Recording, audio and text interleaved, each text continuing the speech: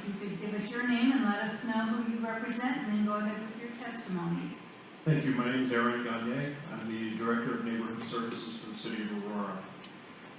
Thank you, Madam Chair and members of the committee, for your time this afternoon and the opportunity to share the perspective of the City of Aurora. And it is ours, and it is our specific experience, and some of the reasons why we are in strong opposition to House Bill 1264. In aggressively working to meet the specialized needs of the population this bill purports to protect, Aurora has learned well that there is no one-size-fits-all. The needs of individuals are as diverse as the communities in which they live. As such, it's imperative that each community retain all of the tools at its disposal to meet these needs, tools that will be stifled through this proposal. Public and nonprofit entities, who are the primary providers of services to homeless individuals, work in tandem with public safety and judicial agencies to connect those in most need of these services, including medical and mental health, basic needs, and housing. These efforts would be stifled under 1264. Law enforcement would be unlikely to conduct the daily person-to-person outreach that they currently do in Aurora if they're threatened with harassing lawsuits in trying to connect these people to services. The Aurora Community Outreach Team, an initiative between the Aurora Police Department, Aurora Mental Health, Metro Community Provider Network, and others, is a direct outreach program that activates in emergency weather conditions to relocate homeless and unsheltered individuals from the streets, usually on public property, to a safe place. The threat of creating a disproportionate impact or impression of harassment, the inability to transport personal belongings in all cases, and the opportunity to be civilly sued for relocating individuals, even voluntarily, will all but end this vital program. Ultimately, our community does need the ability to use these wide array of tools to address the needs of our own homeless population. These populations are unique, community to community, and no one set of techniques for connecting them to services and support work everywhere. By legislating away these tools,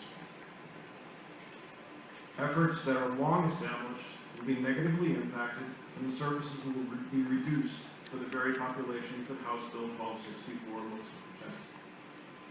Thank you, Mr. Ganyee. Are there questions? Representative Salazar. Thank you, Madam Chair, and thank you very much, Mr. Ganyee, for being here. The use of the word tools, those were, I think, the same words that were used with respect to Jim Crow laws and laws that criminalize minorities, minority communities. So please tell me, how is criminalizing the homeless a tool? Mr. Ganyee.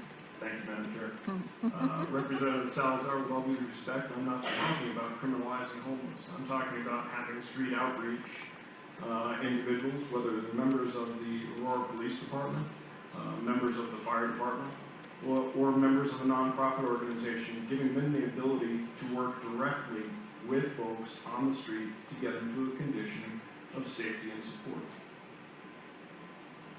Any other questions for me? Representative Melton. Hey, Madam Chair, may I ask one question? This will be allowed this time. Appreciate it. Representative Salazar is a member of the committee, so he's under different rules. But go ahead. I'm curious about that statement about police contact and somehow this hindering police contact with individuals. If the police are in search or investigating crime, they can contact someone if they fit the description of being a suspect. So when would they need to contact someone outside of that this bill would preclude? Mr. Ganyee. Thank you, Madam Chair. Our police officers, our area patrols, our foot patrols, and our neighborhood policing do direct and proactive outreach to folks who they perceive need support and services every day in a non-criminal situation. If they see an individual who seems to be in distress, if they see an individual who seems to be struggling, they want to make sure that they connect them to services and support, to a Comitas Crisis Center, to an Aurora Mental Health Outreach Center, to a food bank or an evening lunch program or an evening dinner program. That's precisely the type of outreach that we rely on our patrol officers for every day. Representative Melton. But how is that obstructed in this bill? That's obstructed in this bill because of, thank you, Madam Chair. That's obstructed in this bill, as my colleague from Colorado Municipal League stated. If there's a perception, simply by nature of someone being in uniform, that they're being harassed, then they are all of a sudden civilly liable. Representative Salazar. Thank you, Madam Chair. But even in the bill itself, it talks about criminalization. We're enforcing laws that criminalize basic acts of survival. In Colorado, being criminally punished for doing what any person must do to survive. It talks about throughout the entire, pretty much the entire length of the bill, it talks about criminalizing conduct. It doesn't talk about not by engaging people in a manner that doesn't criminalize them. That's what this whole thing is about ordinances that criminalize the conduct of human beings. So I don't know where you're getting that language from. Could you please tell me? Mr. Ganyee. Thank you, Madam Chair.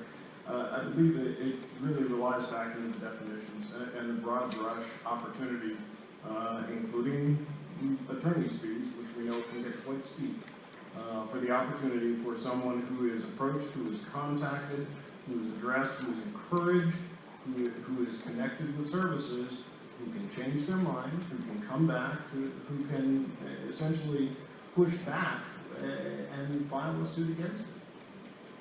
Representative Bontein. Representative Primavera.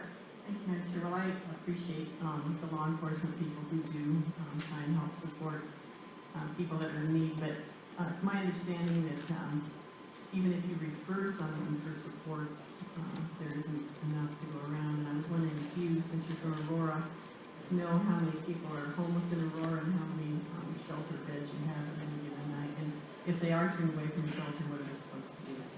Mr. Ganyee. Thank you, Madam Chair. I don't recall, Representative Primavera, the most recent point-in-time survey data, but I would argue that no community can house everyone who is seeking housing. For the truly unsheltered in our community, we have been able to meet that need through a variety of programs, mostly city-funded and city-underwritten, but driven by private nonprofits such as the Comitis Crisis Center and Aurora Warms the Night. Those couple traditional shelter settings with emergency-based motel vouchers in those times of most urgent need. Representative Bontein. And we are over our time limit, so we'll make this one the last question. Thank you, Madam Chair. I'll be very quick. Do you, or I should say, does the city of Aurora have any laws that don't allow folks to sleep in their cars? Mr. Ganyee. Thank you, Madam Chair. Not to my knowledge, no. Thank you, Mr. Ganyee, for coming.